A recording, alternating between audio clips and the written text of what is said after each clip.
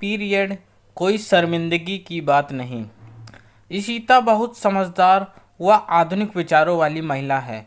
वो खुद सरकारी स्कूल में शिक्षिका है और उसके पति राहुल सेंट्रल गवर्नमेंट में इंजीनियर।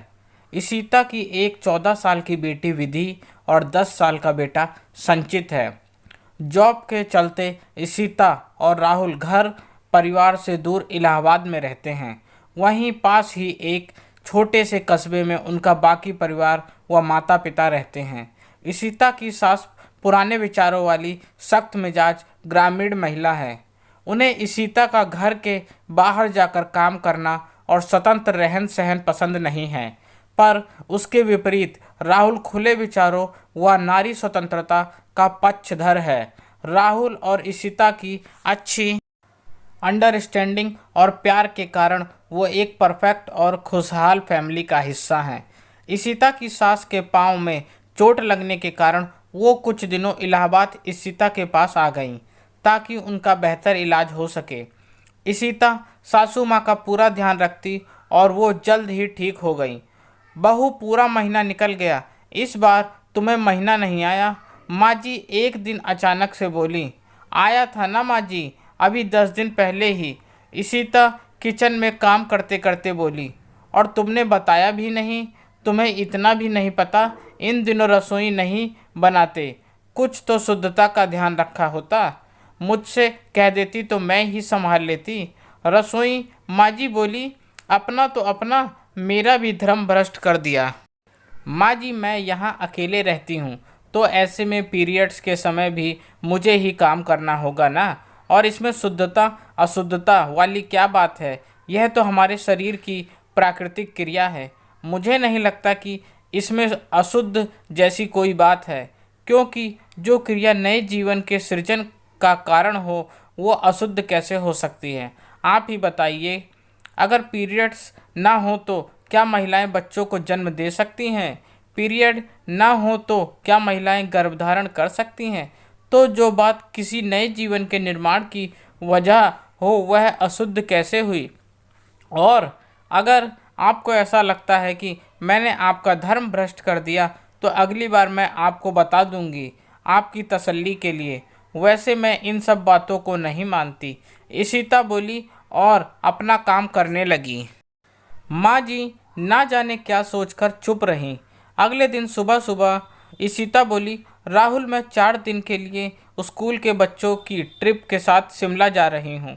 मैंने खाने के लिए मेड का इंतज़ाम कर दिया है, बस आप थोड़ा बच्चों का देख लेना। और हाँ, विधि के पीरियड्स की डेट्स भी शायद अभी है, उसे तकलीफ़ भी ज़्यादा होती है, तो प्लीज़ आप उसे टाइम से मेडिसिन दे देना और रात को हॉट वाटर बॉटल भी सिकाई के लिए, नहीं तो वो बहुत परेशान हो जाएगी। इशिता अपने रूम में पैकिंग करती हुई राहुल से बोली, डोंट वरी, मैं सब संभाल लूँगा, तुम बस अपना ख्याल रखना। विधि के लिए मैं होम्योपैथिक डॉक्टर की दवा भी ले आऊँगा आज शाम ही, जो कि तुम अक्सर लाती हो, राहुल बोला। थैंक यू राहुल, आप बहुत ही समझदार पिता और सपोर्टिंग हस्बैंड हैं, इशिता मुस्कुरा के बोली। थोड़ी देर में इशिता किचन में काम करने आई। तुम्हें तो कुछ भी शर्म लिहाज नहीं है बहू, इशिता चौंकी। तुम शुद्ध अशुद्ध नहीं मानती, तुमने कल कहा, पर शर्म लिहाज और मर्यादा भी तुम्हारे लिए मायने नहीं रखती। मानती हूँ तुम पढ़ी लिखी हो, मास्टरानी हो, तो क्या समाज के नियम भी बदल दोगी? पीरियड की बातें तुम कितना आराम से और खुल्लम खुल्ला करती हो बेशर्मी से, और तुम्हें राहुल और विधि को भी अपनी बेशर्मी में शामिल कर लिया है। मम्मी जी गुस्से में एक साथ बोली। क्या हुआ मम्मी जी? इशिता बोली। माफ़ करना बहू, चाहती तो नहीं थी, पर अनजाने तुम्हारे कमरे से बाहर गुजरते हुए तुम्हारी और राहुल की बातें सुन ली। पीरियड्स की बात कोई इस तरह करता है, वो भी बेटी के बाप से? ये भी कोई सबको एक बताने वाली बात है क्या? कुछ शर्मिंदगी रखो, कुछ तो रिश्तों का लिहाज रखो।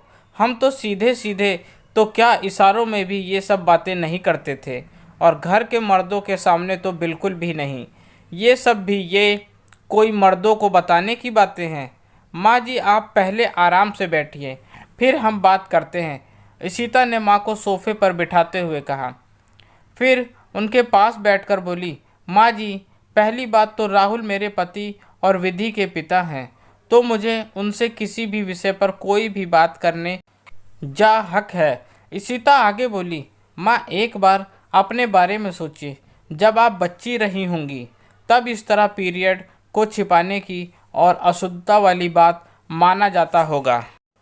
आपको कितनी तकलीफ होगी होगी जब आपको पूजा के कमरे या रसोई में जाने नहीं दिया जाता होगा, जब आपको दर्द और तकलीफ होती होगी और आप किसी से कह नहीं पाती होंगी शर्मिंदगी के कारण।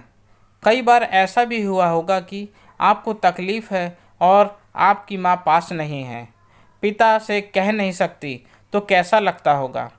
मम्मी जी चुपचाप सुन रही थी। मेरी दादी भी आपकी ही तरह से ये शुद्ध अशुद्ध पीरियड की बात किसी को नहीं बताना करती थी। मैं 15 साल की थी, मेरी मम्मी नानी से मिलने गई थी और मेरा पीरियड्स स्टार्ट हो गया। दादी किचन में जाने नहीं देती थी और पापा मेरी तकलीफ़ से अनजान थे। दोपहर के 12 बजे तक मैं भूख और पेट दर्द तड़पती रहती, क्योंकि दादी नहा धो और आती। मम्मी की अनुपस्थिति में एक दिन मैंने दर्द से बेचैन हो खाली पेट दवा ले ली और बेहोश हो गई। तब पापा को सारी बात पता चली, तो उन्होंने मम्मी और दादी को बहुत डांटा और आगे से मम्मी की अनुपस्थिति में मेरा ध्यान रखने का जिम्मा लिया।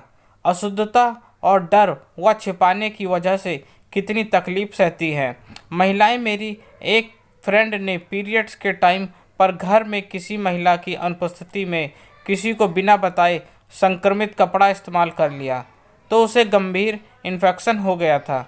तब मैंने ठान लिया था कि ये सब मेरे घर में नहीं होगा और मेरी बेटी ये सब तकलीफ़ नहीं सहेगी। इशिता आत्मविश्वास के साथ बोली, बताइए क्या मैं गलत हूँ? पर बहू, ये सब राहुल से कहने की क्या ज़रूरत है?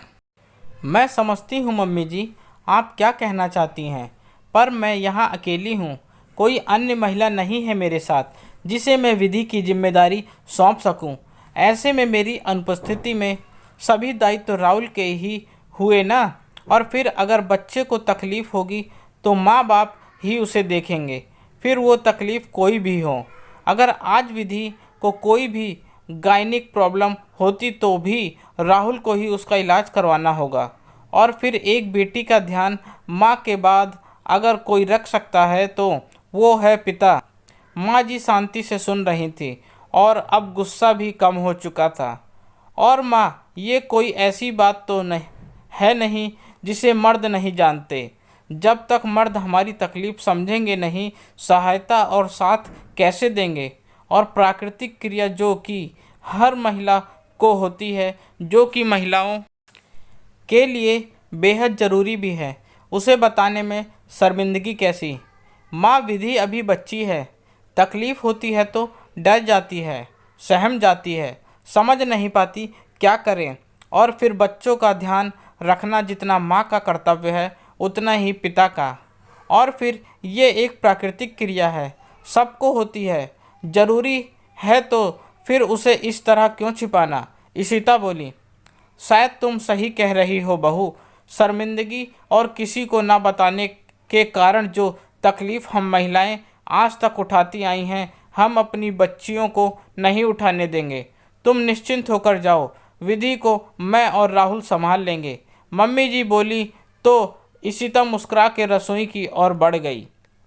दोस्तों, कहानी पसंद आए तो अवश्य बताइए, मुझे सब्सक्राइब करना ना भूलें।